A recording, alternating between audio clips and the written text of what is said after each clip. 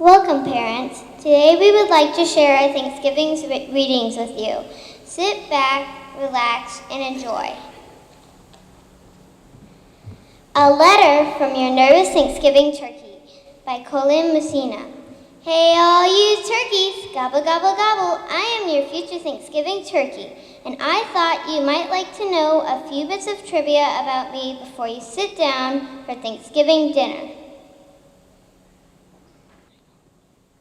Before you jump down on your turkey drumsticks, I shudder at the thought. You should know that Ben Franklin felt that I should be the national bird.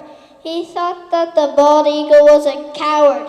I'll admit, he did say that I was vain and silly, but he still thought I would be a better choice. I think coins with turkeys on them will look splendid.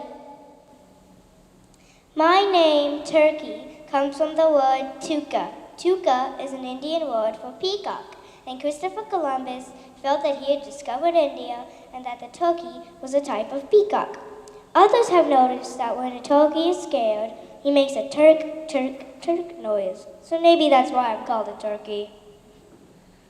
No matter how you are named, the fact remains that we are a stunning bunch. An adult male turkey has lovely plumage or feathers, and he does a spectacular dance to attract the ladies.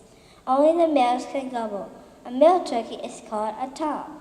The ladies make a lovely gentle clucking or clicking sound. One of our most amazing features is called a wattle. That is the red, wrinkly skin that hangs on our heads. That blob that looks like a pouch is the official wattle. When males strut around, the wattle gets even redder.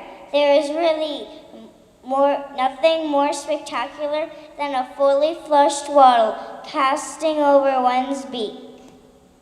Most of my senses are quite sharp. Even though I have great hearing, I don't have ears. If you don't mind my saying so, ears look a bit ridiculous, so I am glad that I have none. I have sharp eyesight and a 270-degree range of vision. You would have a hard time sneaking up on me.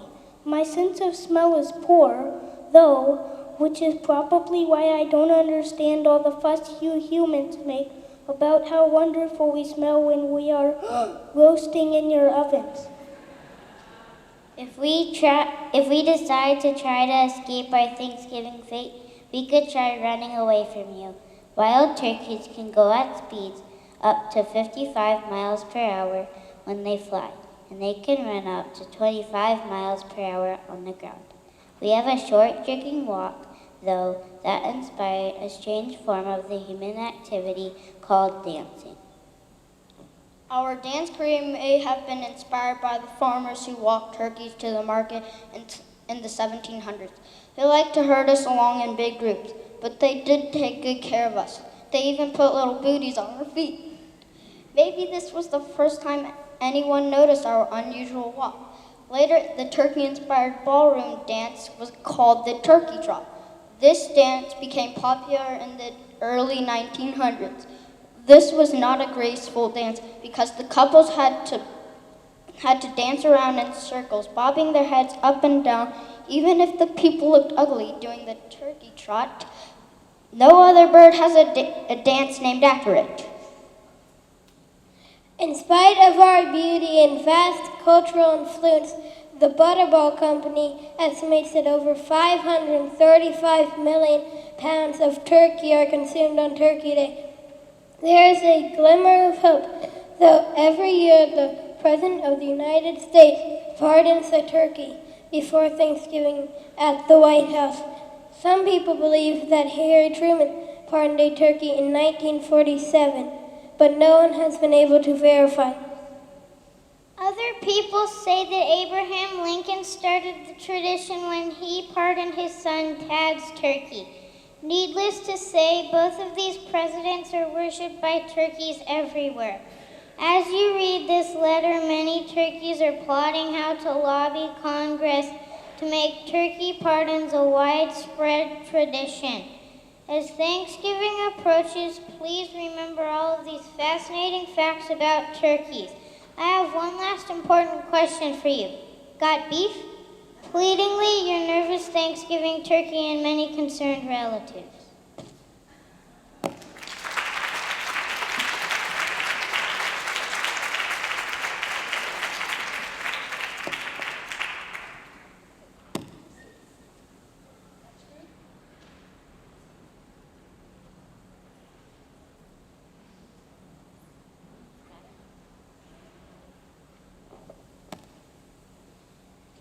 Pardon me, a Thanksgiving tradition. Many Americans love Thanksgiving Day. They may eat a huge dinner of roast turkey and pumpkin pie. Some like to watch college football on TV. Others may go to a big parade. These are all traditions. Do you think that the turkeys have a favorite tradition? If you were the White House turkey, you would. Every year, one turkey is picked to be the national Thanksgiving turkey. This turkey is given to the president and his family. But this turkey does not end up on the dinner table. He is pardoned or saved. President Lincoln once saved a White House turkey because his son Tad really liked it. President Kennedy also saved a bird in 1961. Instead of cooking it, he said, "Oh, let's just keep him." Then in 1989, President George H.W. Bush gave the first official pardon.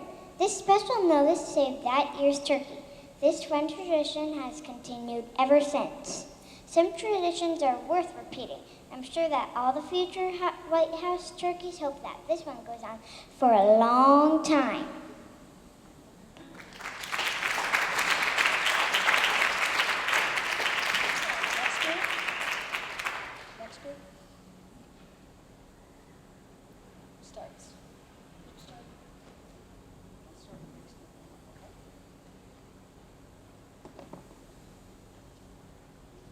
Out on the Sandia Mountains of New Mexico, a turkey found its way onto the streets of Albuquerque one hot summer day. The sun was brightly shining. Not a cloud was in the sky. It was too hot out up in the mountains in the middle of July. The turkey flew right past the airport, where planes landed one by one. It flew past the university, where summer classes had begun.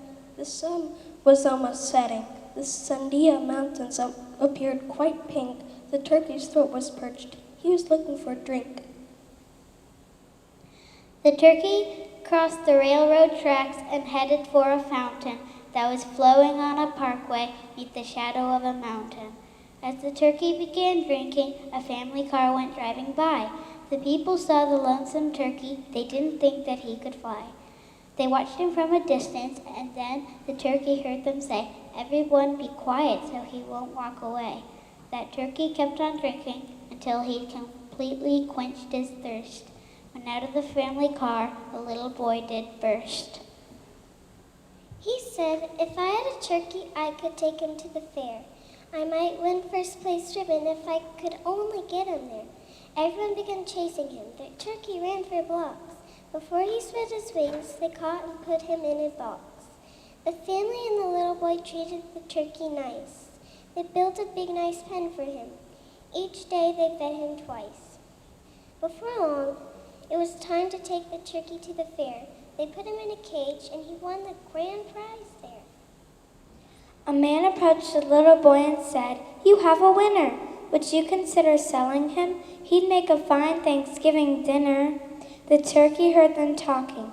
He heard what the man had said. The turkey from Albuquerque didn't want to wind up dead. As the sun was setting in Albuquerque's sky, the turkey from Albuquerque decided he should fly. He took off from the fairgrounds. He flew past the Balloon Museum dome. He headed for the Sandia Mountains, and soon he made it home. Now the moral of the story is, if you live in Albuquerque, don't ever underestimate the flying power of the turkey.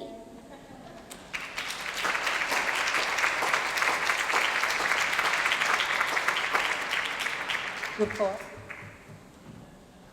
Next group, ready? Olivia.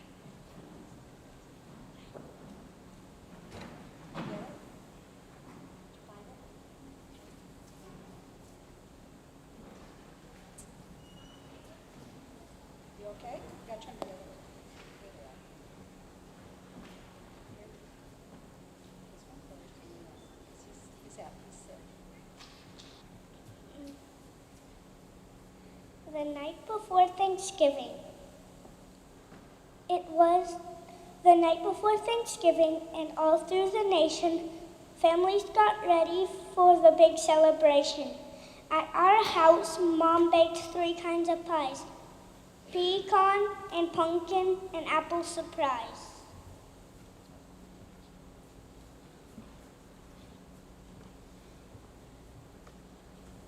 That night we were all nestled all snug in our beds while visions of turkey legs danced in our heads. That very next morning, Thanksgiving, yippee, we got up and watched the parade on TV. Relatives arrived from near and far, by taxi and airplane, by train and car. My brother came up the basement stairs, lugging the kids' table and folding chairs. We counted and polished our best silverware, then set the 2 tables with patience and care.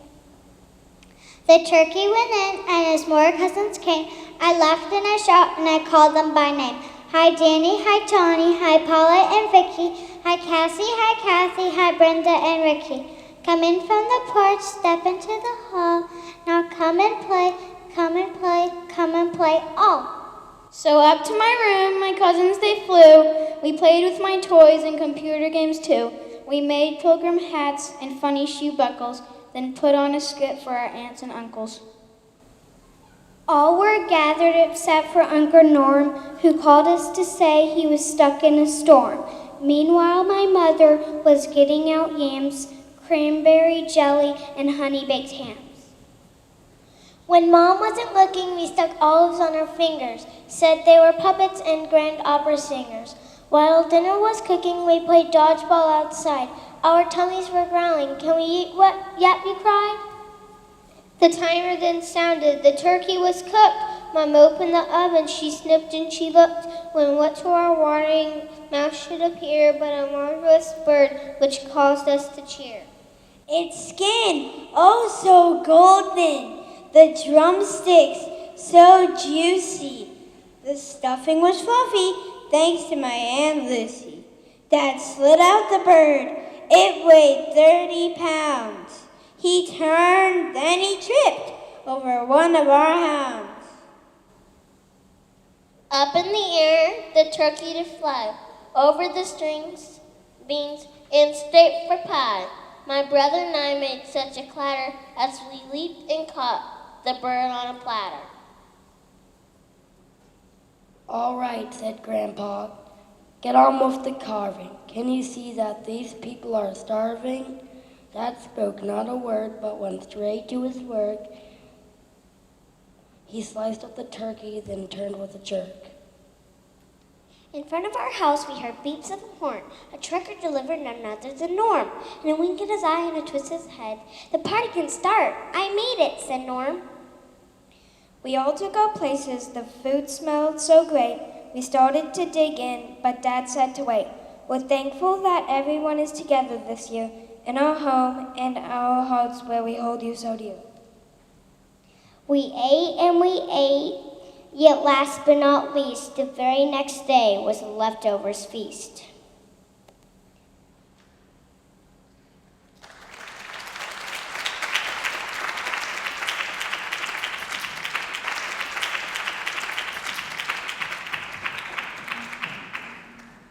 Thank you, parents, for sharing your time with us. We really did enjoy having you. Visit with us today. Now comes the best part. Please join us for some yummy desserts.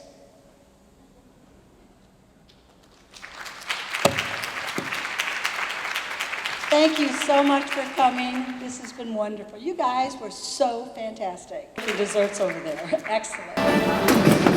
God is so good.